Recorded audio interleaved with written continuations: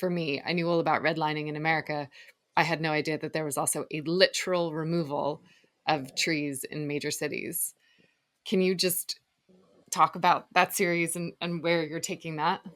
Redlined areas, which are typically people of ethnic origin, to separate out those people from white people specifically, to maintain property values for their more or less investment. So looking at it, it always comes down to money, which is sad to say. And a lot of those places, what they wanted to do is also make it uncomfortable, also make living situations to where they could fit more people in. So with that, with fitting more people in, you remove a lot of the landscape, a lot of the trees and everything else. Along with that is the fallout of that. So especially in summers, which are really hot, such as like Atlanta, Southern Texas, even in like El Cajon and San Diego and stuff like that, where it gets really hot in certain places, the people with the most wealth, which typically were white people due to redlining, those communities in those neighborhoods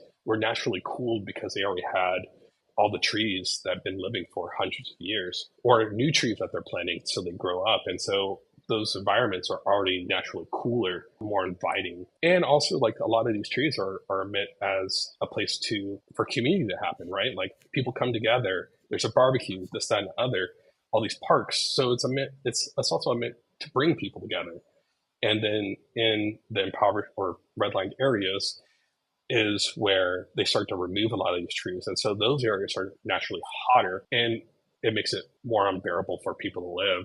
Also with that, like heat levels also intensify, people becoming more aggravated and everything else. So you have more crime and all these other things. It's just a snowball effect. And so for me, like looking at that and that work being about that, of showcasing that and looking at these trees and surveying the land, right? Because a lot of my work is around surveillance, and a lot of the images that I take are land surveillance, if you will. So taking that and being able to show that and make people think about the work and make people think about how this is happening and how it still continues to happen. Not a lot of these places have yet to be replenished with trees. A lot of these communities are still suffering, especially if we're talking about global warming and everything else, like and climate change. Is those places are just going to keep getting hotter, and we should do something about that. The government should do something about that. Will they? I don't think they will, but at least the question's out there.